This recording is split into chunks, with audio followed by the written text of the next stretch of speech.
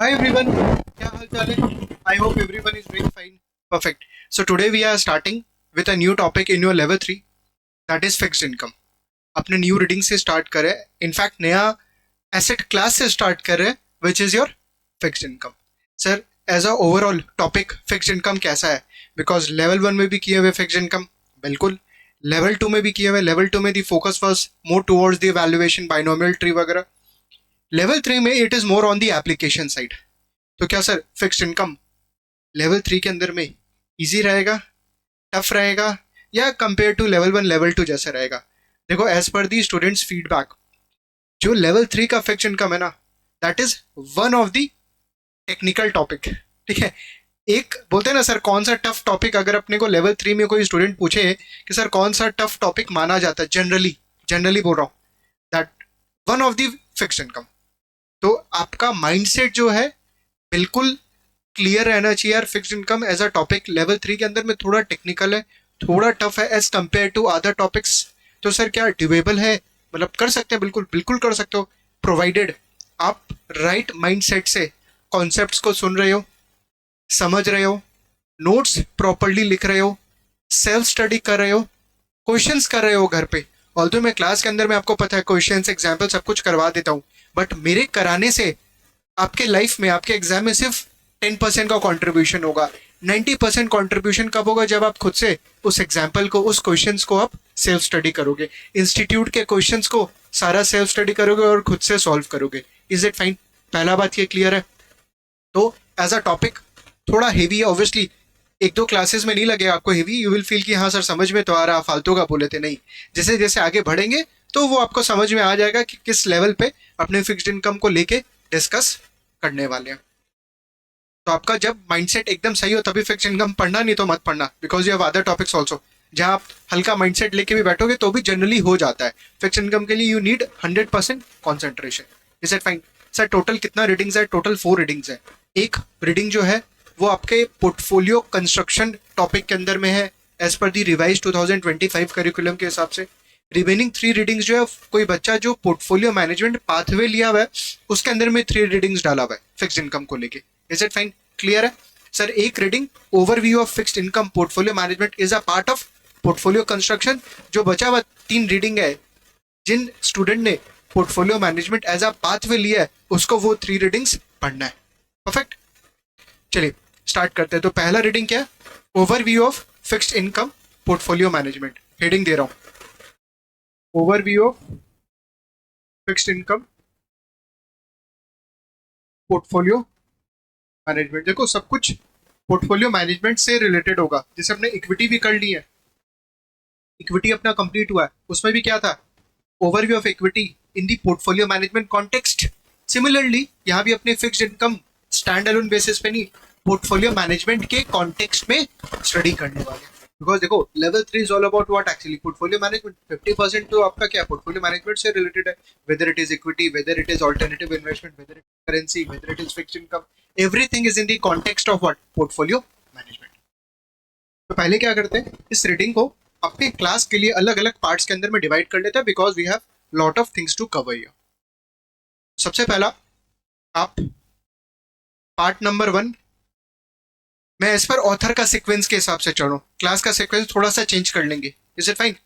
Part number 1 is role of fixed income obviously in the portfolio management context and fixed income mandate. fixed income mandate, mandate मतलब objective. part number 2, part number 2 is about risk return correlation. best part in part number 2 is actually it is about जो level 1 में अपने किए हैं, effective duration, Macaulay duration, modified duration, money duration, PVBP, present value of basis point. ठीक है, convexity, effective convexity, वो सब कुछ को लेके पार्ट नंबर 2 के अंदर में डिस्कशन किया हुआ. Is it fine? As per level 1.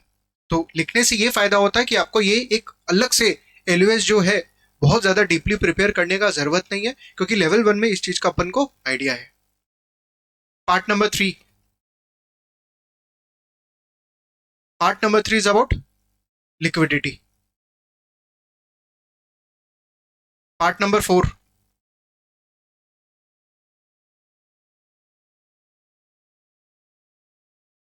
decomposition of expected return.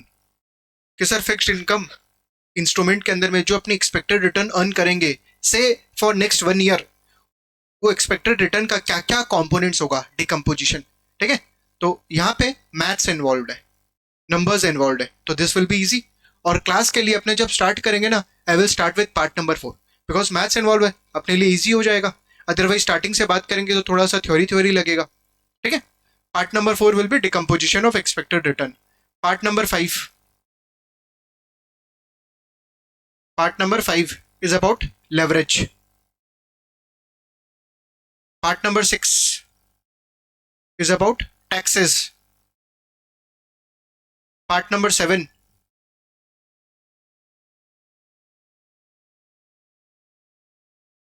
is about liability driven investing, LDI.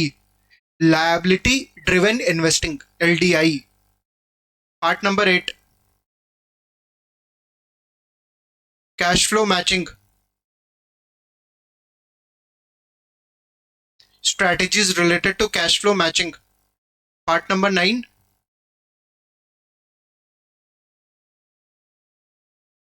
laddered portfolio.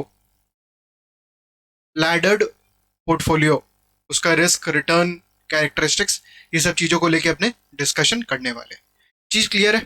तो अपने क्लास के लिए अपना जो डिफरेंट कॉन्सेप्ट्स है उसको अपने 9 पार्ट्स के अंदर में डिवाइड कर लिया, so that it becomes easy for us. क्योंकि चैप्टर एज अ रीडिंग थोड़ा बड़ा है, इट बिकम इजी जब आपके सामने ये पार्ट्स रहता है. और जब आप चैप्टर कंप्लीट कर लोगे एक बार सेल्फ स्टडी क्लासेस वगैरह करके, तो आप जब ये देखो यार रोल में क्या बात किए थे, फिक्स इनकम मैंडेट में क्या बात किए थे, रिस्क रिटर्न में क्या बात किए थे, लिक्विडिटी में बात किए थे, ईआर को कैसे डिकम्पोज कर सकते हैं, तो ये इजी हो जाता है. It's like a road map for you.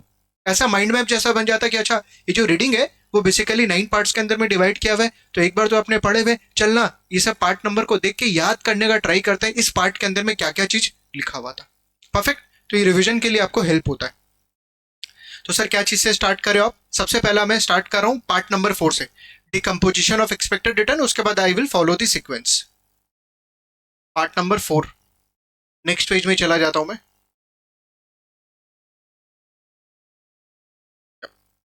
Part number 4, sir लिखते रहना, बिल्कुल लिखते रहिए. Part number 4 is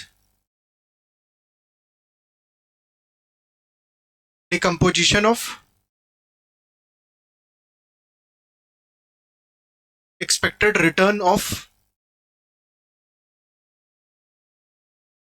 fixed income, decomposition of expected return. हाँ ठीक है.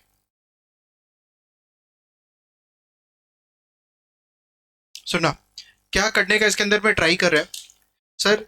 अपने को लेवल 1 से पता है, देखो मैं बहुत बार बोलूंगा लेवल 1 से चीज पता है, तो कोई ये मत फील करना सर लेवल 1 3 साल पहले दिए थे, 4 साल पहले दिए थे, या याद नहीं है. देखो मेरा हमेशा ऑब्जेक्टिव रहता है चीज को लिंक कराना जो आप प्रीवियस लेवल्स में पढ़े हुए हो, एंड साथ साथ में उसको याद भी दिलाना. बिकॉज आई नो कोई बच्चा 2-3 साल के बाद पढ़ रहा होगा मे बी लेवल 3, या कोई पढ़ा हुआ भी होगा तो उसको याद नहीं आ रहा होगा, लेकिन जब मैं रिकैप कराऊंगा तो तुमको याद आ जाएगा सब्जेक्टिवली कि आप पढ़े हुए हो एक बार. ठीक है, अब ये पॉसिबल नहीं है कि जाके लेवल 1 स्टार्ट कराए पढ़ाना.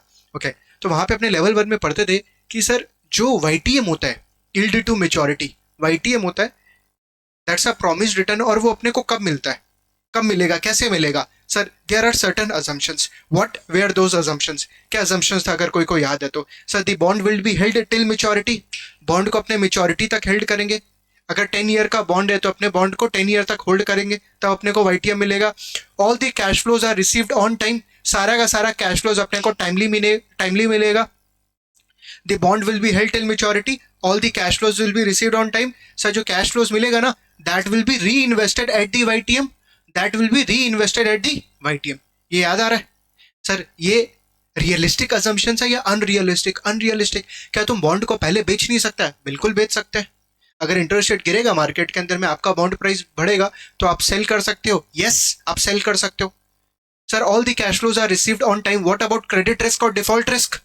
सर अगर क्रेडिट रिस्क है, डिफॉल्ट रिस्क है, तो सर हो सकता है कैश फ्लोज टाइमली मिले ही नहीं, या टाइमली क्या मिले ही नहीं, इनफैक्ट टाइमली तो दूर का बात है, मिले ही नहीं कैश फ्लोज, डिले तो बात का बात है, सर हो सकता है कैश फ्लोज मिले ही नहीं। Sir all the cash flows will be reinvested at the YTM, हो सकता है आप कैश फ्लोज को री इन्वेस्ट ना करो। तो सर वाईटीएम, सर बॉन्ड का प्रॉमिस्ड वाईटीएम कब मिलता है? जब ये तीनों अजम्पशंस सेटिस्फाई होता है तभी मिलता है। Is it fine? तो सर वाईटीएम के अंदर में तो ये अजम्पशन है। इसका मतलब क्या हुआ? इसका मतलब ये है कि सर अगर मान लीजिए 5 साल का मेच्योरिटी का बॉन्ड है, 5 ईयर का मेच्योरिटी का बॉन्ड है, और आपको बोला गया है 1 साल के बाद, 1 साल के बाद क्या रिटर्न हो सकता है बॉन्ड का, 1 साल के बाद रिटर्न क्या हो सकता है बॉन्ड का, तो क्या अपने उसको वाईटीएम बोल सकते हैं? तो सर क्या कंप्यूट करेंगे 1 साल के बाद का रिटर्न? क्या हो सकता है? Expected return. क्या हो सकता है? Expected return. इनफैक्ट मैं फिक्स्ड इनकम का क्या क्यों बात करूं, यहां तो पोर्टफोलियो मैनेजमेंट चल रहा है। तो सर पोर्टफोलियो में बहुत सारा बॉन्ड्स है, पोर्टफोलियो के अंदर में बहुत सारा बॉन्ड्स है, बहुत सारा बॉन्ड मतलब समझ रहे हो तुम? सर अलग अलग फीचर्स का, सर स्ट्रेट बॉन्ड हो सकता है, कॉलेबल हो सकता है, पुटेबल हो सकता है, अलग अलग मेच्योरिटी का हो सकता है, सर सोवरेन हो सकता है, नॉन सोवरेन हो सकता है, परपीचुअल बॉन्ड हो सकता है, अलग अलग क्रेडिट क्वालिटी का हो सकता है, अलग अलग क्रेडिट क्वालिटी, ये सब सारा चीज लेवल 1 में किए थे। फिक्स्ड इनकम फीचर्स कि सर फिक्स्ड इनकम का क्या क्या फीचर्स है, sir it can be based on the issuer, sir sovereign, non sovereign, corporate bond, supra national bond, IMF वगैरह जो इशू करता है, investment grade, speculative grade bond, sir maturity के बेसिस पे परपीचुअल बॉन्ड हो सकता है, जीरो कूपन बॉन्ड हो सकता है, याद आ रहा है ये सब सारा चीज? सर प्रोविजन, कॉन्टिजेंसी प्रोविजन हो सकता है, कॉलेबल, पुटेबल, एमबीएस, एबीएस, वो सब सारा चीज। तो सर एक पोर्टफोलियो के अंदर में तो बहुत सारा बॉन्ड हो सकता है, उसका एक्सपेक्टेड रिटर्न आफ्टर 1 ईयर कैसे निकालेंगे, ये ऑब्जेक्टिव है। दूसरे तरीके से स्टोरी सुनो, आपने सीएफए कंप्लीट किया, आपको सीएफए चार्टर होल्डर मिल गया इंडिया में रहते हुए, you are a Indian based student. Now you have worked maybe for 3 years 4 years in India, and sir कौन से डोमेन में काम किया? फिक्स्ड इनकम डोमेन में काम किया। ऑब्वियसली इक्विटी का बात नहीं करूंगा यार, अज्यूमिंग कि आपने फिक्स्ड इनकम डोमेन में काम किया और 3 year 4 year के बाद आपको यूएस में कोई अपॉर्चुनिटी मिला फिक्स्ड इनकम डोमेन में काम करने का। सर वो क्या अपॉर्चुनिटी है? आप जिस कंपनी में काम कर रहे थे इंडिया में, उस कंपनी का नाम है से एबीसी लिमिटेड, उसका हेड ऑफिस कहाँ पे? इंडिया में। ठीक से सुनना, एबीसी लिमिटेड कहाँ पे? इंडिया बेस्ड है, उसका हेड ऑफिस कहाँ पे? इंडिया में। तो सर जो मेरा क्लाइंटल बेस है वो कहाँ पे? इंडिया में। परफेक्ट। नाउ सर अब ये जो इन्वेस्टर्स है ना, इनका मैं इन्वेस्टमेंट करूंगा सिर्फ इंडिया में नहीं, ग्लोबली। मतलब मान लेते हैं सर यूएस में अपन इन्वेस्ट करेंगे, यूएस बॉन्ड मार्केट के अंदर में अपन इन्वेस्ट करेंगे। Is it fine? तो आप यूएस चले गए एंड वहां पे आप अपने क्लाइंट्स का जो इंडिया बेस्ड है उनका पैसा जो है यूएस फिक्स्ड इनकम बॉन्ड में लगा रहे हो। परफेक्ट, क्लियर है यहाँ पे? तो सर ये अब आपको ड्यूटी मिला है आपके सीनियर से। आपका सीनियर कहाँ पे बैठा है? इंडिया के हेड ऑफिस में। आपको बोला गया है कि आपको जो US denominated fixed income portfolio bonds है, ठीक से सुना, जो US US denominated fixed income portfolio of bonds है, उनका आपको एक्सपेक्टेड रिटर्न निकालना है after 1 year. That is your job, वो निकालना है आपको। आई होप स्टोरी पूरा आपको क्लियर हुआ होगा। पहले क्या बोला सर, वाईटीएम को लेके अपने थोड़ा सा लिमिटेशन को लेके बात की है, और उसके बाद बोले यार अपने को एक्सपेक्टेड रिटर्न निकालना है। क्यों निकालना है? क्योंकि सर मेरे को ऐसा बोला गया कि आफ्टर 1 ईयर मेरे को एक्सपेक्टेड रिटर्न निकालना है। सर मैं कहाँ पे बेस्ड हूँ? यूएस बेस्ड हूँ। मैं किसके लिए जॉब कर रहा हूँ? एक ऐसी कंपनी जिसका हेड ऑफिस कहाँ पे? इंडिया में। तो सर वो जो बॉन्ड जिसको मैं मैनेज कर रहा हूँ, उसका जो प्रिंसिपल अमाउंट होगा वो कौन से करेंसी में होगा? यूएस डॉलर में। उसका जो रिटर्न वगैरह आएगा वो किस में आएगा? यूएस डॉलर में। Is it fine? But ultimately मेरे को जो एक्सपेक्टेड रिटर्न निकालना है वो किसके लिए निकालना है? इंडियन इन्वेस्टर के लिए। तो सर एक चीज जो सबसे ज्यादा इंपॉर्टेंट आता है in case of global portfolio is actually what? Currency. Currency gain और लॉस। सर करेंसी फ्लक्चुएशन के कारण भी तो गेन या लॉस हो सकता है। Is it fine? We have already done currency risk management. RDC is equal to RFC into RFX, मतलब 1+RFC 1+RFX -1 एंड ऑल। मैं टेक्निकल चीज में नहीं जा रहा हूँ, बट वो फॉर्मूला आपको याद दिला रहा हूँ कि sir return on domestic currency क्या होता है? जो आप वहां के फिक्स्ड इनकम इंस्ट्रूमेंट में कमाओगे और जो FX फॉरेन एक्सचेंज का गेन और लॉस होगा, उनका मल्टीप्लीकेशन करके you get what? RDC। Similarly अपने को RDC निकालना है for our Indian investor. Story I hope पूरा का पूरा आपको क्लियर हो गया होगा। ठीक है, चलिए। तो सर अपने पास क्या है अब डेटा वाइज एक्सपेक्टेड रिटर्न निकालने के लिए? एक्सपेक्टेड रिटर्न निकालने के लिए क्या है डेटा? सुनना, एग्जाम्पल लिख रहा हूं मैं, अभी कॉपी मत करना प्लीज। हाँ, अभी कॉपी मत करना। Let me draft the example. से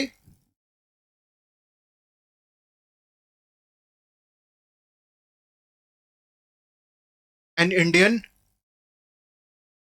person managing US denominated bond portfolio and is required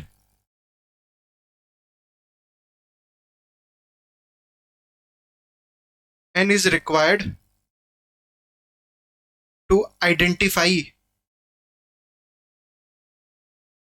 components of expected return after 1 year, 1 साल के बाद का, कि क्या एक्सपेक्टेड रिटर्न हो सकता है from the bond portfolio. Important है बॉन्ड पोर्टफोलियो, पूरे पोर्टफोलियो का बात कर रहे हैं यहाँ पे, not of a single bond. And उस पोर्टफोलियो में बात हो चुका सर काफी सारी वेराइटी का बॉन्ड्स होगा। Is it fine? क्लियर है यहाँ तक? अब आपको डेटा दिया हुआ है यहाँ पे, क्या है डेटा? सुनना,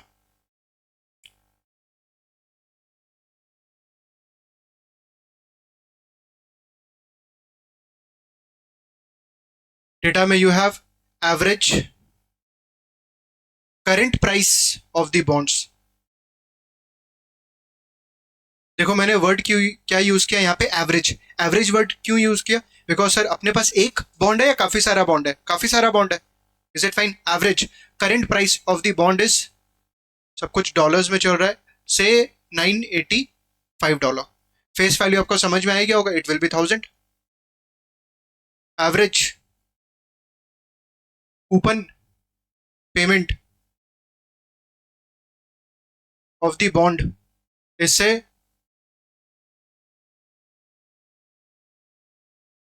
1000 है ना, तो 1000 का 5% विल बी 50, इज $50। एंड ये जो कूपन पेमेंट होगा this is actually annual.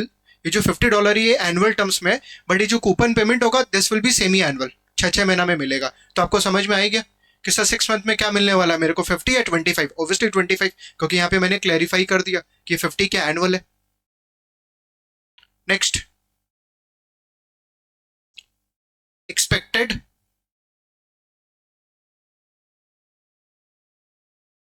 Price of the bond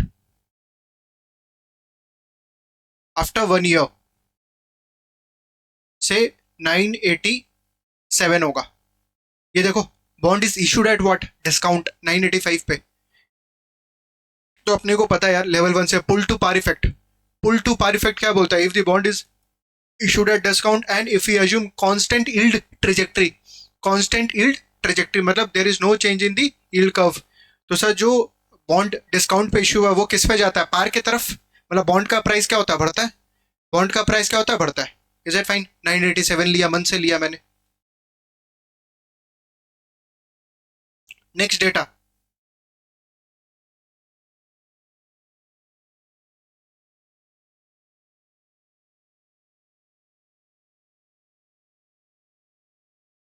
average modified duration.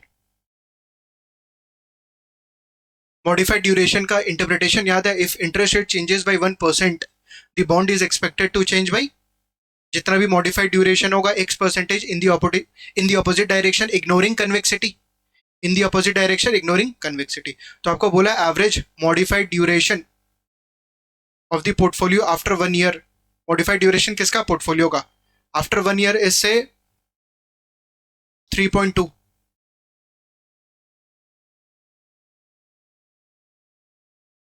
Expected change in the benchmark yield. Sir जो बेंचमार्क यील्ड है ना वो कितना से चेंज होगा? से 1% से। और मैंने पॉजिटिव लिखा है, लिखा नहीं है वैसे बट ये पॉजिटिव ही है, 1%। मतलब सर अगर 1% से यील्ड बढ़ेगा बॉन्ड प्राइस कितना से गिरेगा? 3.2%। एवरेज कॉन्वेक्सिटी आफ्टर 1 year से 120, average convexity after 1 year is से 120। तो सर बॉन्ड प्राइस में कितना का चेंज होगा, अगर कोई को याद है तो फॉर्मूला, एक फॉर्मूला से करते थे अपने लेवल 1 से और एक इंटरप्रिटेशन से करते थे। पहले इंटरप्रिटेशन से कर ले कि sir if yield changes by 1% bond price is expected to change by 3.2%, मतलब बॉन्ड का जो दाम है वो 3.2% से गिरेगा। बट यहाँ पे अपने बात करते हैं non linear, is it fine? Because sir convexity जब आता है तब if yield falls by 1% bond price is expected to change by higher than 3.2। कितना से? सर कन्वेक्सिटी ऐड करते हैं। कैसे करते हैं? Half into convexity into delta YTM का होल स्क्वायर, डेल्टा वाईटीएम का whole square, is it fine? याद आ रहा है? Half into convexity into delta YTM का होल स्क्वायर इंटू 100 करते हैं, प्लस करते हैं। और अगर यील्ड बढ़ता है तो सर बॉन्ड प्राइस गिरता है 3.2 से या उससे कम, उससे कम। और उसमें कम कैसे करते हैं सर? ऐड करके। Again half into convexity into delta YTM का होल स्क्वायर इंटू 100। फॉर्मूला याद दिला देता हूं, minus M D into YTM plus half into convexity into delta YTM का होल स्क्वायर इंटू 100। फालतू का फॉर्मूला है, लेकिन अपने लेवल 1 से इसको इंटरप्रिटेशन से करते थे सम, कि सर अगर यील्ड गिरेगा बॉन्ड का प्राइस सिर्फ ड्यूरेशन से नहीं कन्वेक्सिटी से और ज्यादा बढ़ेगा, तो अपने ऐड करते थे। और सर अगर यील्ड बढ़ेगा तो सर बॉन्ड का प्राइस गिरेगा विथ नॉट 3.2, सर इससे कम गिरेगा, तो उसमें कन्वेक्सिटी ऐड करते थे। Is it fine? क्योंकि यहाँ पे जब आप गिराओगे, लाइक यील्ड को गिराओगे, बॉन्ड प्राइस बढ़ेगा 3.2 प्लस इतना से, और जब गिरेगा तो यहाँ पे अपने नेगेटिव करते हैं, और जब ऐड करेंगे कन्वेक्सिटी वाला पॉइंट तो अल्टीमेटली कम हो जाता है। आगे बढ़ रहा हूं, एवरेज कन्वेक्सिटी आफ्टर 1 year 120। और सर अगर मान लीजिए कॉर्पोरेट बॉन्ड है, तो सर कॉर्पोरेट बॉन्ड का यील्ड का दो कंपोनेंट होता है। क्या क्या? एक होता है sir it will depend upon the yield on the benchmark which can be your treasury. Second it will be yield spread या credit spread. Is it fine? Credit spread क्या होता है? YTM of the corporate bond minus YTM of the treasury. तो sir YTM of the corporate bond consist of two things, YTM of the treasury bond and yield spread. तो sir अगर yield spread change हो रहा है because of economic expansion और because of economic recession या maybe because of some unsystematic risk in the company, तो sir उसके वजह से कितना चेंज हो रहा है? एवरेज नहीं,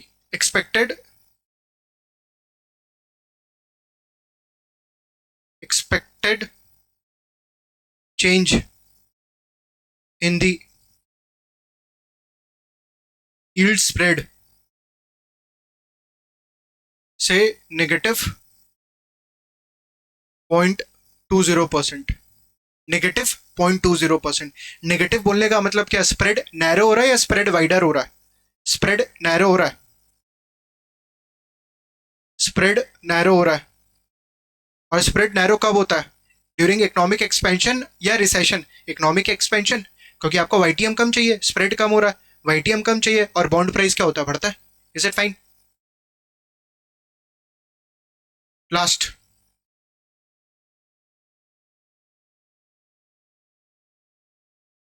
एक्सपेक्टेड चेंज इन यूएस डॉलर। तुम क्या चाहता है? यूएस डॉलर डिनोमिनेटेड बॉन्ड में इन्वेस्ट किया है, तुम क्या चाहता है? यूएस डॉलर बढ़े या गिरे? ऑब्वियसली सर बढ़े तो और फायदा होगा।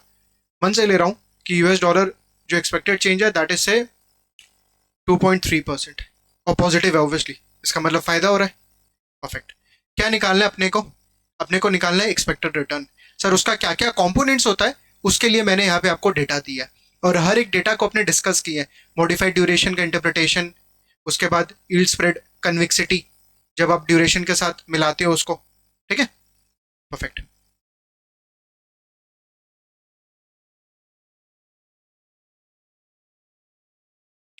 इस सम के अलावा मैं थोड़ा सा रफ वर्क कर रहा हूँ, आपको कॉपी नहीं करना है बट समझना है एक बार।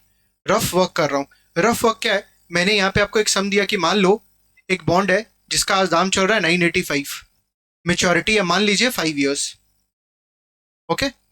फेस वैल्यू है 1000, फेस वैल्यू है 1000। अभी कॉपी मत करना, पहले सुनना और कैलकुलेटर रेडी रखना। फेस वैल्यू है 1000, N5 और PV 985, जो कूपन है that is 5% per annum compounded semi annual, semi annually आपको मिलता है कूपन। आपको निकालना है आई बाई वाई निकालिए प्लीज फटाफट से। लेवल 1 का सम है सर ये, तो करो। 1000 FV, 985 PV,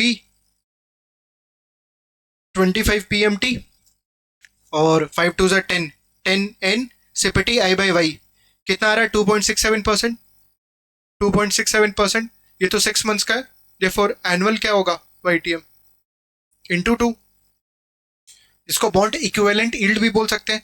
5.35%, 5.35% BEY। सुनिएगा एक चीज, सर मेरे को यहाँ पे कूपन कितना मिला 6 मंथ्स में? 25 मिला। तो सर अपने करंट यील्ड कैसे निकालते थे? अगर कोई को याद है तो करंट यील्ड होता था अपना annual coupon divided by price, divided by what? Price. याद आ रहा है? Current yield again level 1, it used to be our annual coupon income divided by bond price.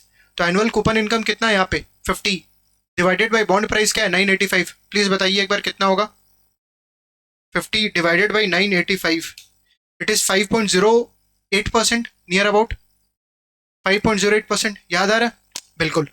Sir यहाँ पे सेमी एनुअल बोला और आप यहाँ पे एनुअल क्यों लेते हो?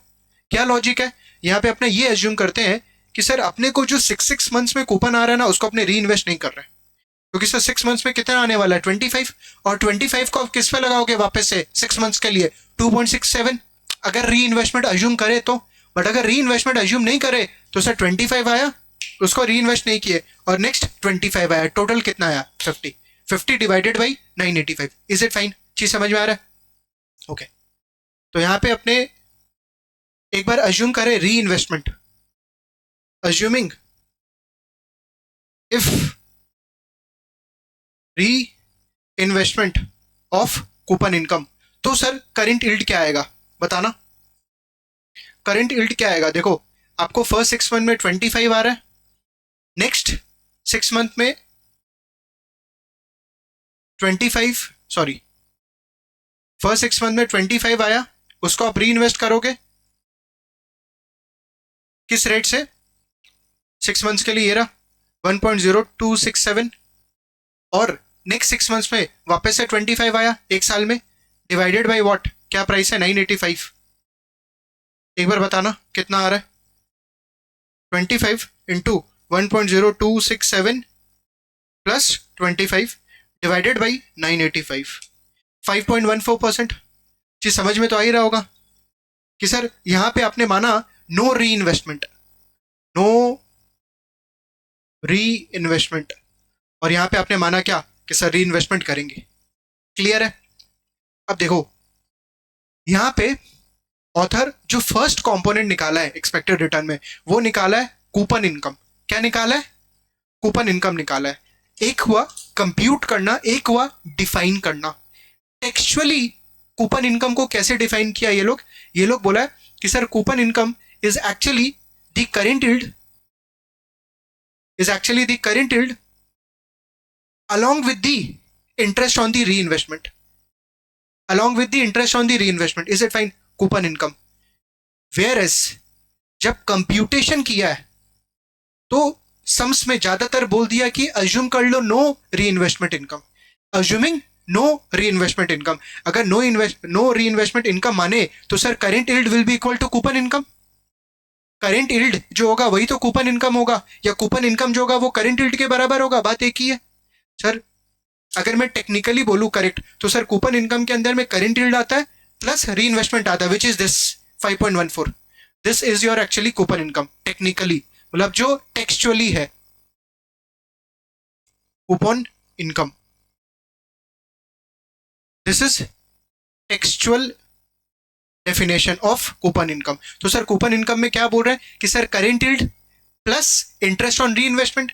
वेयरएज जब सम्स किया ना तो वहां पे ये अज्यूम किया है कि sir there will be no reinvestment, मतलब सर यही तो होगा फिर कूपन इनकम 50 डिवाइडेड बाई 985, जहां पे सर कोई भी री इन्वेस्टमेंट नहीं है, which is what 5.08%। Sir exam में क्या करना है? अब तुम्हारे मन में आ रहा होगा एग्जाम में क्या करना है। देखो जो भी ये लोग कोर में सम्स वगैरह दिया ना, ये लोग बोला है नो री इन्वेस्टमेंट, ये लोग बोला है क्या, नो री इन्वेस्टमेंट। अगर नहीं बोला तो लाइफ सॉर्टेड। आप बस क्या करोगे यहाँ पे, एनुअलाइज्ड कूपन ले लोगे, coupon amount divided by what, price. और अगर बाई चांस बोल दिया आपको कि री इन्वेस्टमेंट सम में, तो बस आप क्या करो, अगर 6 मंथ्स का है तो 25 into 1 plus periodic YTM plus 25 divided by price. Is it fine, clear है, परफेक्ट। एक बार आप कॉपी कर लो इसको, क्योंकि मैंने आपको मना किया था कि कॉपी मत करना, अब बोल रहा हूँ एक बार कॉपी कर लो, क्योंकि ये एक्स्ट्रा चीज है। इसको अपने एक्स्ट्रा स्टफ बोल देते हैं। फटाफट से कॉपी कॉपी करिए please. Extra stuff for coupon income, quickly copy करिए। फिर एक चीज और बताना है, पुल टू पार याद दिलाना आप लोग को, क्योंकि मेरे को पता है काफी सारा स्टूडेंट भूल गया होगा पुल टू पार। फटाफट से कॉपी कर लीजिए।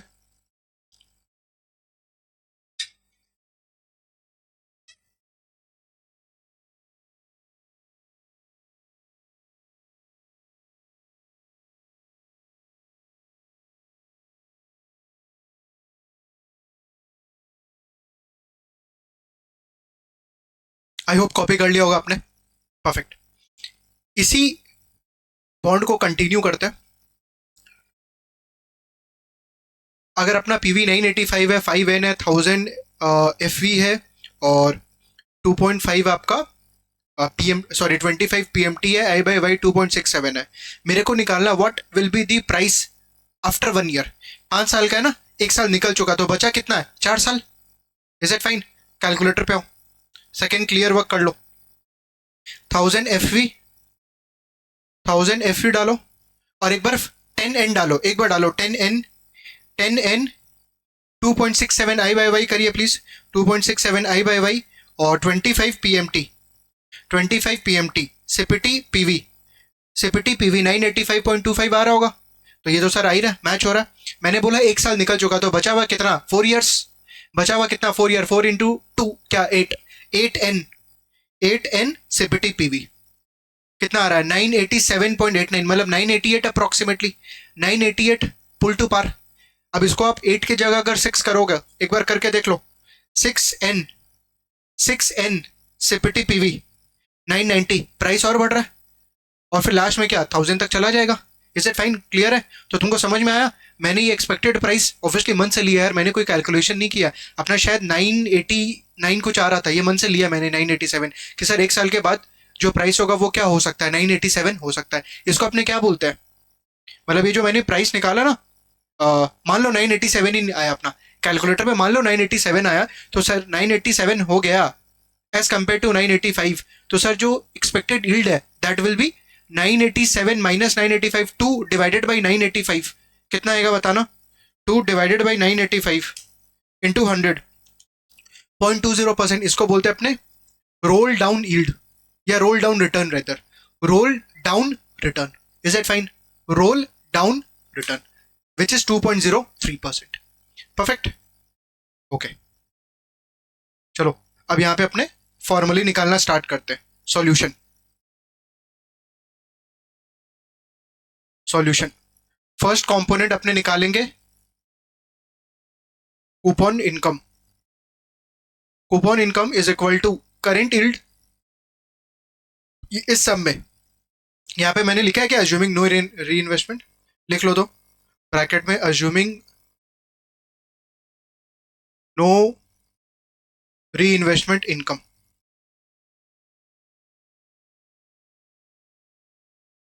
करेंट यील्ड, करेंट यील्ड यहाँ पे क्या होगा, coupon income, annual coupon income is 50 divided by price है 985, तो 50 divided by 985 into 100, 5.076%, 5.076%। Next, role down return, role down return percentage term में कितना से कितना हो गया प्राइस, 985 से 987 हो गया, तो 987 माइनस 985 डिवाइडेड बाई 985 इंटू 100 कर लेना प्लीज, हाँ, 2 divided by 985 into 100, 0.203%, 0.203%. Next, third component, ये दो कंपोनेंट को, जो कूपर इनकम और रोल डाउन रिटर्न है ना, ये दोनों कंपोनेंट को जब अपन ऐड करते हैं, इसको बोलते हैं अपने roll down yield, roll down yield बोलते हैं दोनों को ऐड करके. This will be 5.076% plus 0.203%. 5.076, 5.28%, near about 5.28% approximately. Is it fine? 5.28% आ रहा है roll yield, coupon income plus roll down return. Third component, sir yield change हुआ है, देखो बेंचमार्क यील्ड चेंज हुआ है, पॉजिटिव हुआ या नेगेटिव? सर ऑब्वियसली पॉजिटिव है, तो सर पॉजिटिव चेंज के कारण प्राइस क्या होगा, गिरेगा. Is it fine? 3.2% से गिरेगा, तो एवरेज मॉडिफाइड ड्यूरेशन यहाँ पे दिया हुआ है 3.2. तो what will be the change in the price? Expected percentage change in price due to change in yield. अगर मैं फॉर्मूला लिखूं यहाँ पे, minus M D into change in Y T M plus half into convexity into change in Y T M का whole square into 100. याद आ रहा है ऐसा कुछ फॉर्मूला? तो सर यहाँ पे क्या हुआ, यील्ड बढ़ा है, बॉन्ड प्राइस गिरा है, तो गिरेगा ना. देखो this will be negative 3.2 into 1. You don't require actually this formula, क्योंकि आप बोल रहे यार 1% बढ़ा, बॉन्ड का प्राइस गिरा कितना से 3.2, और यहाँ दिख भी रहा है negative 3.2 plus half into convexity कितना है सम में 120 इंटू चेंज इन वाईटीएम कितना है 1% था ना, या तो यहाँ पे डेसिमल में लेते हैं अपने 0.01 का होल स्क्वायर इंटू 100. कितना आएगा बताना प्लीज. देखो इतना से गिरा है, बट ड्यू टू कन्वेक्सिटी इतना से गिरेगा या कमती से गिरेगा? कमती से गिरेगा, तभी प्लस किया हुआ है. Is it fine? लेवल 1 में ऐसे अपने करते थे सर, अगर कन्वेक्सिटी और अगर यील्ड बढ़ा है, बॉन्ड का प्राइस कम गिरेगा as compare to duration, because we have what, second order derivative convexity. कितना आएगा बताना प्लीज. 0.01 का whole square into 120 divided by 2 into 100. ये बहुत छोटा सा पार्ट होता है, अगर आपको याद होगा लेवल 1 में भी. दिस इज जस्ट 0.6%, और ये वाला है नेगेटिव 3.2% प्लस 0.6%. तो कितना आएगा 2.6%, नेगेटिव 2.6%. गिरना चाहिए था 3.2, लेकिन गिरा कितना से, सिर्फ 2.6, बिकॉज ऑफ व्हाट, कन्वेक्सिटी बचाया. फोर्थ, सर यील्ड स्प्रेड या क्रेडिट स्प्रेड चेंज हुआ है.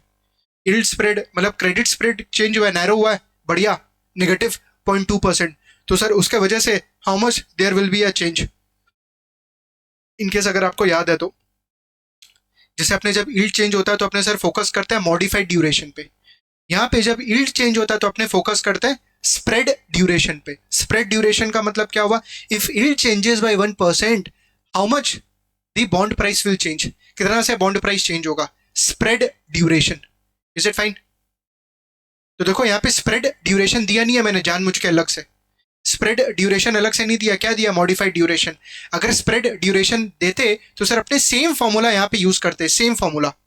मॉडिफाइड ड्यूरेशन की जगह क्या आ जाता, मॉडिफाइड स्प्रेड ड्यूरेशन, और यहाँ पे चेंज इन वाईटीएम की जगह ऑब्वियसली चेंज इन स्प्रेड है ही. Is it fine? But sir यहाँ पे आपने जानबूझ के दिया नहीं स्प्रेड ड्यूरेशन, तो क्या करे, सेम मान लो, modified duration is equal to spread duration. Is it fine? नहीं सर, अगर सम में मेरे को अलग से स्प्रेड ड्यूरेशन दिया हुआ है, तो सर क्या तब भी मैं मॉडिफाइड ड्यूरेशन यूज करता? No. Then you would have used what, spread duration. Don't worry, ये सब लिखवा दूंगा नोट्स के अंदर में, जो भी मैं अजम्पशन बोल रहा हूँ नोट्स में लिखवाऊंगा अभी. Okay. Fourth component, expected percentage change in price due to change in yield spread. So it will be negative modified spread duration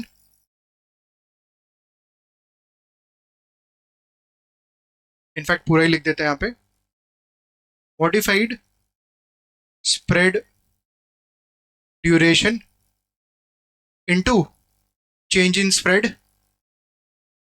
plus half into convexity into change in spread का whole square into 100। Is it fine? जो ऊपर में लिखे हैं वही लिखे, obviously थोड़ा सा चेंज। तो माइनस ये क्या होगा, नेगेटिव है ना, तो सर नेगेटिव है, यील्ड गिर रहा है, मतलब बॉन्ड का प्राइस क्या बढ़ रहा है। तो modified spread duration assuming same है, negative 3.2 and change spread is minus कितना था, 0.2%। तो negative 0.2 plus half into convexity same 120 into change in spread is minus 0.002 का होल स्क्वायर इंटू 100। तो आप देखो माइनस माइनस प्लस हो जाएगा, और जैसे यील्ड गिरता है बॉन्ड का प्राइस बढ़ता है, ड्यूरेशन या उससे ज्यादा, तो देखो यहाँ पे माइनस माइनस प्लस, और ये भी क्या हो रहा है, प्लस, तो ज्यादा का इंपैक्ट आ जाएगा। Is it fine? तो एक और कॉन्सेप्चुअली समझना जो अपने लेवल 1 में फोकस करते थे, सेकंड थ्रू फॉर्मूला। तो 3.2 इंटू 0.2 0.64% प्लस 0.002 का whole square into 120 into 100 divided by 2, 0.024% plus 0.664%।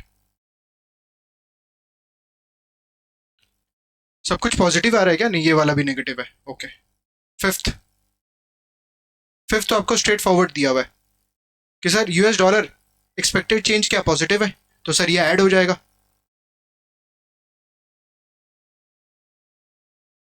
2.3%,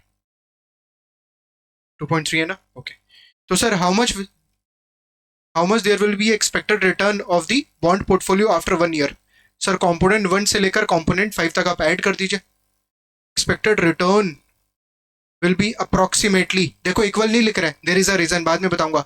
approximate, this is approx 1 plus 2 plus 3 plus 4 plus 5, कितना आएगा बताना। फर्स्ट क्या था, coupon income, in fact roll yield ले ले 5.28, third component negative 2.6, fourth component positive है plus 0.664 plus 2.3, it's coming 5.64%, approximately 5.64%। Clear है? Is it fine? Sir ये अप्रोक्सीमेट क्यों लिया आपने, रीजन बताऊंगा, डोंट वरी, बट यहां तक क्लियर है सम्स वाइज, क्योंकि दिस इज द न्यूमेरिकल, ये न्यूमेरिकल है। बाकी तो ऑब्वियसली जो थोड़े बहुत टेक्सचुअल चीजें बतानी है, रीजन बतानी है, that's a different thing, but sums wise clear है। सर क्लियर तो है, लेकिन एक एग्जांपल और करवा दे तो सर थोड़ा सा कॉन्फिडेंस आ जाएगा। चलिए कर लेते हैं।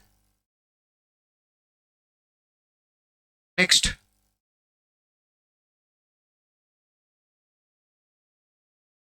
नेक्स्ट वाला एग्जांपल थोड़ा सा फास्ट करेंगे अपने, ठीक है, एक सेकंड रुको। एग्जांपल नंबर 1, देखो यहाँ पे डेटा है मेरे पास,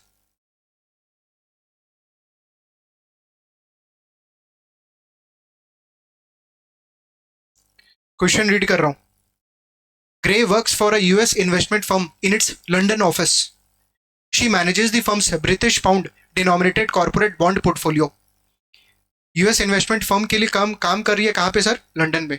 हर department head in New York city has asked Smith to make a presentation on next year's total expected return of our portfolio in US dollar and the component of this return। Smith की जगह यहाँ पे grey होना चाहिए था। बोल रहा है कि सर आपको काम मिला है कि नेक्स्ट ईयर के लिए आपको प्रेजेंटेशन बनाना है about the expected return of our portfolio in US dollar में, and the components of this return. जो नीचे डेटा दिया हुआ है shows information on the portfolio and Smith expectation for the next year. Expected return and its component are on annualized basis and any potential coupons are assumed to be paid annually। अपने वहां पे semi annual ले रहे थे, यहाँ पे बोला मान लो एनुअल पेमेंट है। Calculate the total expected return of the Smith's bond portfolio assuming no reinvestment income. Clear कर दिया, देख लो। Assuming no reinvestment income, मतलब कूपन इनकम क्या हो जाएगा, it will be equal to what, dividend, it will be equal to what, current yield, it will be equal to what, current yield. Notional principal of portfolio in millions, 100 pound, ठीक है। तो notional principal कि कितना portfolio संभाल रहा है, 100 million का। Sir ये काम का है, काम का नहीं है ये। एवरेज बॉन्ड कूपन पेमेंट पर 100 par value 2.75, average word is fine, okay. Coupon frequency annual, investment horizon 1 year, current average bond price 97.12। तो क्या यहां से अपने कूपन इनकम निकाल सकते हैं? बिल्कुल निकाल सकते हैं सर। 2.75 डिवाइडेड बाई 97.12, प्लीज निकालिए। और फर्स्ट कंपोनेंट में लिख भी रहा हूं यहाँ पे, coupon income is equal to what, 2.75 divided by 97.12 into 100 कर लेना, 2.83%, it is 2.83%. Next, expected average bond price in 1 year, assuming an unchanged yield curve, constant yield trajectory, 97.27, pull to par effect, कि सर मान लीजिए there is no change in the yield, तो 97.27 हो सकता है expected। तो sir how much there will be a roll down return, 97.27 minus 97.12 divided by 97.12, please tell me।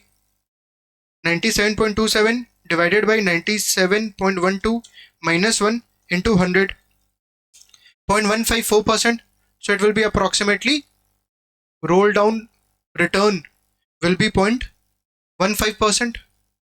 Third, average bond convexity in 1 year is 18, देखो बहुत छोटा सा component आने वाला है, 18. Average bond modified duration in 1 year is 3.7. Expected average benchmark yield to maturity changes 0.26%. बोला sir yield बढ़ेगा, yield बढ़ेगा मतलब bond price गिरेगा, बट ज्यादा से गिरेगा या कमती से, बिकॉज ऑफ कन्वेक्सिटी कमती से गिरेगा। इसको अपने डायरेक्टली करेंगे इस बार। 3.7 इंटू 0.26, 3.7 इंटू 0.26 कितना आ रहा है, 0.96। 3.7 इंटू 0.26, 0.96 आ रहा है, negative, plus minus STO1, plus minus STO1। Next half into convexity into delta YTM का होल स्क्वायर, तो 0.26 का डेसिमल में 0.0026 का whole square into convexity 18 into 100 divided by 2, 0.006 plus RCL1, plus RCL1, this is coming 0.9559, मतलब 0.96%। Due to duration and convexity negative 0.9559, मतलब 0.96%। आपको क्या करना था, देखो 0.26 इंटू 3.7, 0.96 आ रहा है, प्लस माइनस कर लो STO1। क्यों? क्योंकि सर यील्ड बढ़ा, बॉन्ड प्राइस गिरा, बट कमती से गिरेगा बिकॉज ऑफ कन्वेक्सिटी। कितना कमती से sir, half into convexity into delta YTM का होल स्क्वायर इंटू 100 कर लो वापस से, 0.0026 का whole square into 100 into 18 divided by 2 plus RCL1 0.9559। I hope याद आ गया होगा, लेवल 1 में कर देते अपने। नेक्स्ट फोर्थ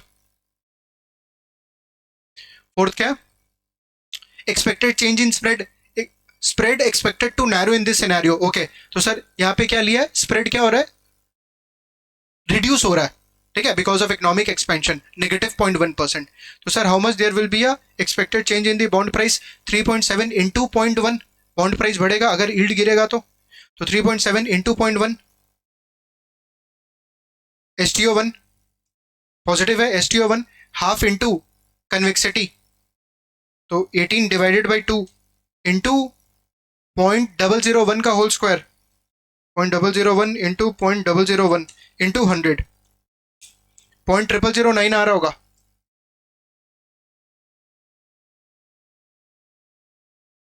पॉइंट 0.0009 आ रहा होगा, plus RCL1 0.37% due to yield spread positive 0.37%। Fifth, expected currency loss, देखो जहां पे आपने इन्वेस्ट किया था वो डेप्रिशिएट हो गया तो ये नेगेटिव हो जाएगा, करेंसी लॉस विल बी 0.5%। कितना बार ना ये लोग सब में देता है कि आपने से 40% इन्वेस्ट किया, 40%, 50% इन्वेस्ट किया है, तो सर 0.5 का क्या करेंगे, 0.4 into 0.4 into 0.5, is it fine? Into 0.4 या इंटू 0.5 कि सर आपके पास जितना भी आपका पोर्टफोलियो है, फिक्स इनकम पोर्टफोलियो, उसका आपने 40% बाहर में एलोकेट किया है, तो 0.5% पूरा नहीं लेंगे, इंटू 0.4 लेंगे। ठीक है, तो कितना आएगा बताना, एक्सपेक्टेड रिटर्न अप्रोक्सीमेटली? तो 2.83 प्लस 0.15 माइनस 0.96 प्लस 0.37, और ये करेंसी लॉस नेगेटिव कर दो इसको, माइनस 0.5, 1.89% आ रहा है अप्रोक्सीमेटली, 1.89% आ रहा है। Is it fine? मतलब देखो, जब तुम खुद करेगा तो ऑब्वियसली बहुत फास्ट होने वाला, तुमको लग रहा होगा यार इतना कुछ है, बिल्कुल भी नहीं है। ये लेवल 1, ये लेवल 1, इसमें तो क्या ही करना था, इट्स वेरी इजी, और करेंसी लॉस डायरेक्टली आपको दिया हुआ है। समझ में आ रहा है? तो मेहनत किस में करना है, सिर्फ थर्ड और फोर्थ कंपोनेंट में, और मेहनत क्या है तो लेवल 1 से अपन को जानते हैं। Is it fine? ओके, तो ये था आपका basically decomposition of the expected return, ये वाला part, decomposition of expected return. अब इसका थोड़ा सा नोट्स लिख लेते हैं, क्योंकि ये तो अपने क्या सम्स वाइज बात की है।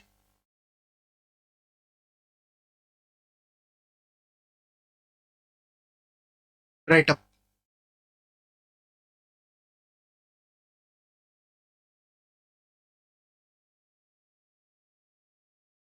Expected return on the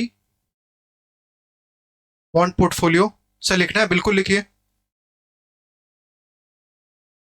consists of 5 components,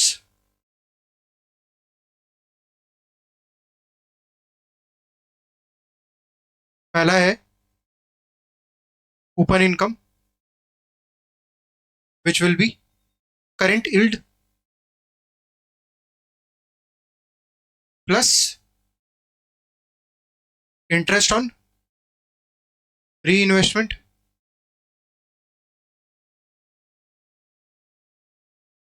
where current yield is equal to annual coupon income divided by price, assuming interest on reinvestment is equal to what, 0। ठीक है, तो current yield plus interest on री investment लेना है, और current yield क्या होगा, annual coupon income divided by price, assuming interest on री इन्वेस्टमेंट क्या, 0। तो सर अगर इंटरेस्ट ऑन री इन्वेस्टमेंट 0 है तो कूपन इनकम क्या बन जाता है, करंट यील्ड बन जाता है। It's very easy. नेक्स्ट,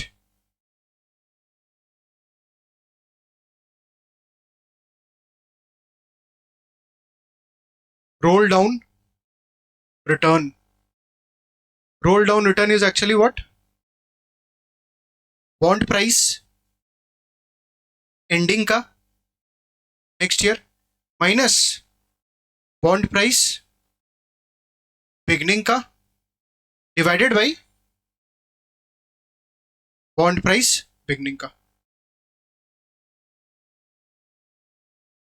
ठीक है, इंटू 100 कर लेना obviously, roll down return percentage wise, यहाँ भी आपका परसेंटेज ही है।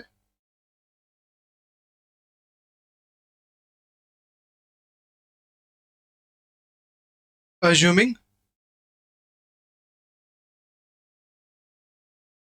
Pull to par effect, already calculator पे आपको दिखाई दिया था, पुल टू पार इफेक्ट की सर डिस्काउंट पे बॉन्ड इशू है तो वो पार की तरफ जाता है, pull to par effect, constant yield trajectory, constant yield trajectory, there is no change in the yield, constant yield trajectory, roll down return,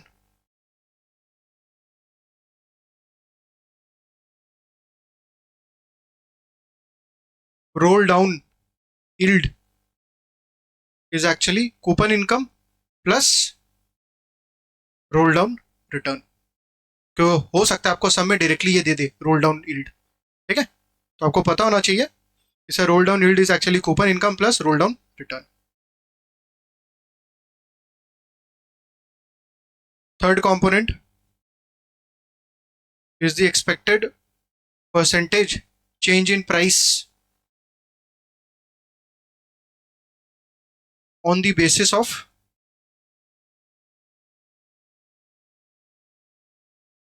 investors' view on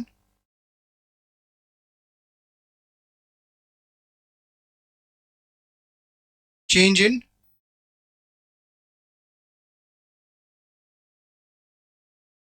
benchmark yield, which is equal to minus MD. Formula का बिल्कुल भी जरूरत नहीं है. into change in YTM plus half into convexity into change in YTM का whole square into 100. ये आपको लेना है डेसिमल में क्योंकि आप into 100 कर रहे हो.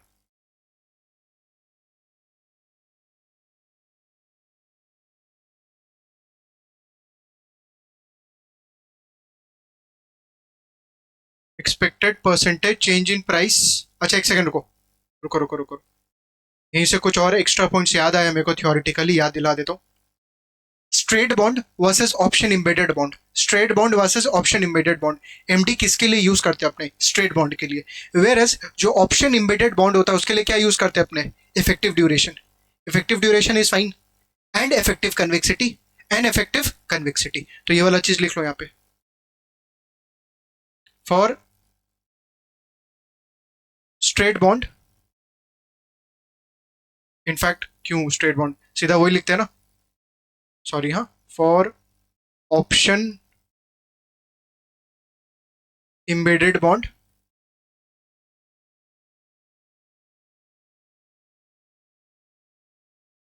we use effective duration and effective convexity, ED and EC option embedded bonds के लिए. Next fourth component, expected percentage change in price due to investors view on change in yield spread, which is minus modified spread duration into change in spread plus half into convexity into change in spread का whole square into 100.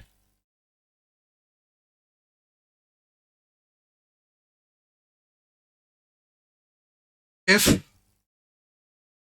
sum does not explicitly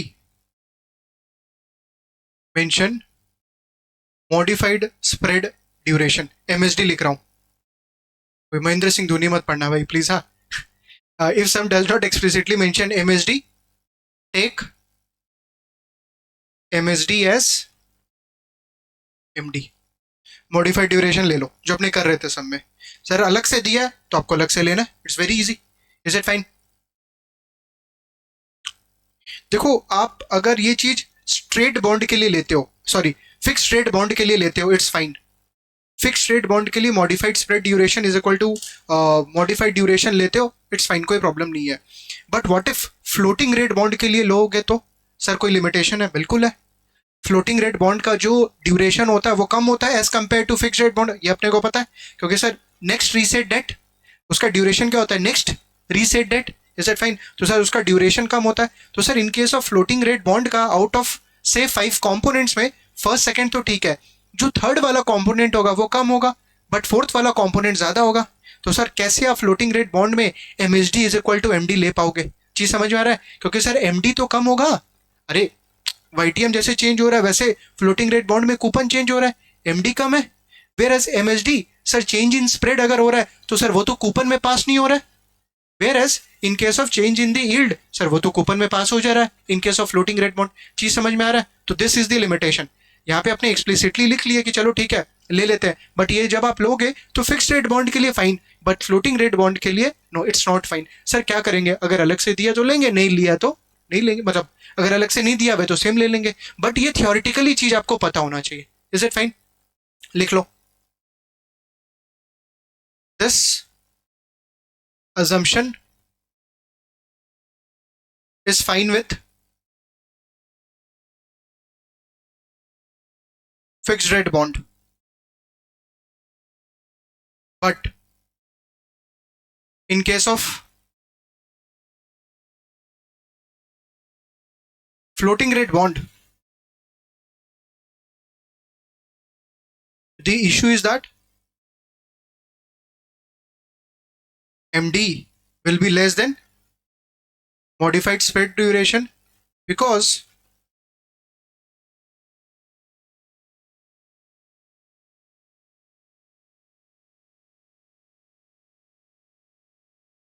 because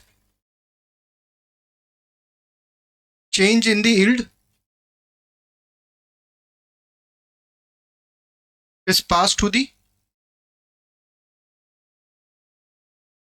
coupon and not directly to the spread।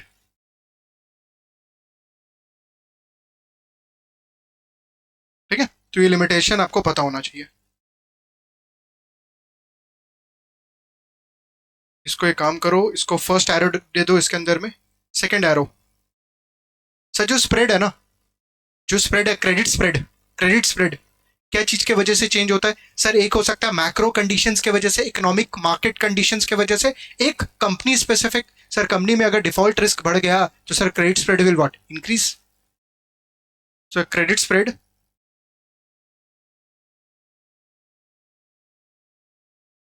Depends on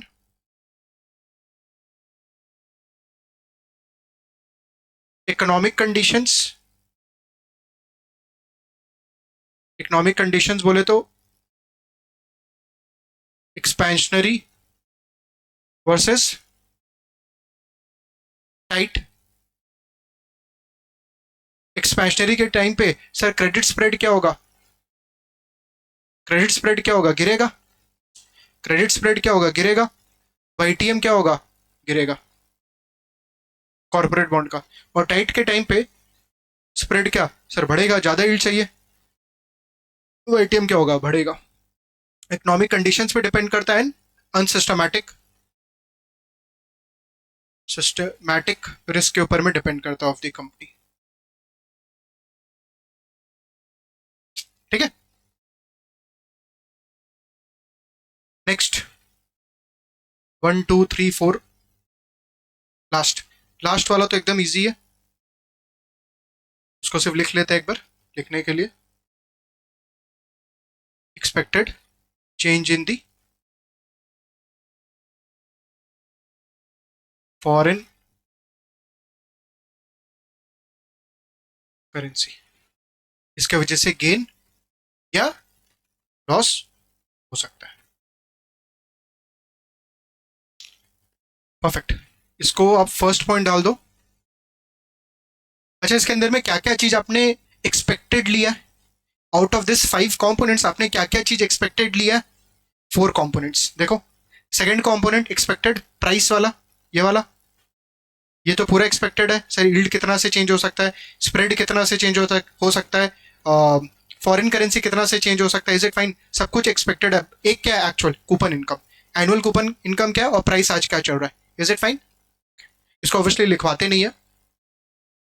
second point, why expected return अपने जो ले रहे हैं यहाँ पे approximate ले रहे हैं। Why this, why not equal to? Sir आपने टैक्सेस कहाँ लिया? जो आपको गेन और लॉस होगा सर उस पर सर टैक्सेस, वो आपने नहीं कंसिडर किया, वो आपने कंसिडर नहीं किया। Also we can find out the expected price of the bond with respect to certain model, but actually sir जो प्राइस चल रहा है it can be undervalued और it can be overvalued. It's like a DCF जैसा कि sir आपने equity price का valuation किया, इंट्रिंसिक वैल्यू आया, बट सर आप जब कंपेयर कर रहे हो मार्केट में एक्चुअल प्राइस, तो सर जो स्टॉक है यहाँ पे बॉन्ड का बात करें तो बॉन्ड तो ओवर वैल्यूड भी हो सकता है और अंडर वैल्यूड भी हो सकता है, उसका चेंज आपने नहीं लिया, उसको आपने कंसिडर नहीं किया। नेक्स्ट सर आपने gap between the repo rate and reinvestment income नहीं लिया, repo rate and reinvestment नहीं लिया। Sir what do we mean by this? Repo rate का मतलब क्या, इनफैक्ट ये अपने पढ़ेंगे, रेपो रेट वाला पॉइंट जो है वो अपने पढ़ने वाला है इसी चैप्टर के अंदर में। रेपो रेट का मतलब होता है कि सर जो बैंक है वो सेंट्रल बैंक से लोन ले रहा है, सर क्या चीज गिरवी रख के, गवर्नमेंट बॉन्ड। इट्स लाइक कि सर वो गवर्नमेंट बॉन्ड जो है सेंट्रल बैंक को सेल किया है से एट $100, एक दिन के बाद सर खरीदने गया एट 102 पे।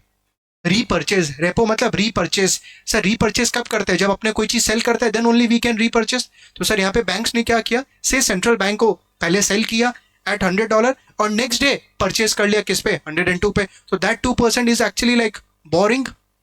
बैंक एक्चुअली क्या किया, जब बॉन्ड सेल किया तो पैसा आया ना, तो सर ओवरनाइट जो बैंक्स है उसने बोरो किया एट रेपो रेट, तो 2% पे बोरो किया। मान लो अभी जो बॉन्ड है ना इसका डिमांड काफी हाई है, इसका डिमांड जो है वो काफी हाई है, तो सेंट्रल बैंक 2% चार्ज करेगा या कम चार्ज करेगा? ऑब्वियसली कम चार्ज करेगा ना। मैंने बोला डिमांड काफी हाई है, जल्दी से अवेलेबल नहीं है, तो सर 2% थोड़ी चार्ज करेगा, 1% चार्ज करेगा। से 101 पे आप जाके वापस से बाई कर सकते हो। तो सर आपका कॉस्ट कितना लगा एज अ बैंक, 1%, और आपने वो जो पैसा आया ना उसको हायर इंटरेस्ट रेट पे लगा दिया, तो ओवरनाइट के लिए। चीज समझ में आ रहा है? मतलब there will be a gap between the reinvestment income and the repo rate. खासकर कौन सा वाला सर वैसा टाइप का बॉन्ड जो लिक्विड है, वैसा टाइप का बॉन्ड जिसका डिमांड काफी हाई है। तो सर वो आपने यहाँ पे कंसिडर किया, नहीं कंसिडर किया। चीज समझ में आ रहा? तो सर ये अप्रोक्सीमेट निकल रहा है या equal? Approximate. Is it fine? Okay, लिख लो वाले पॉइंट्स को। Limitation of expected return.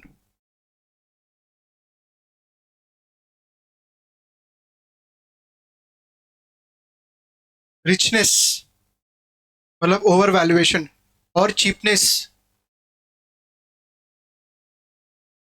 Of the bond as compare to the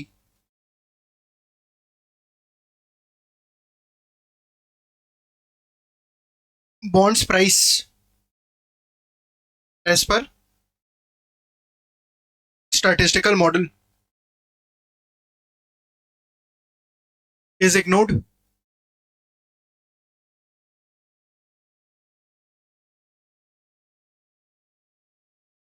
gap between reinvestment income and repo rate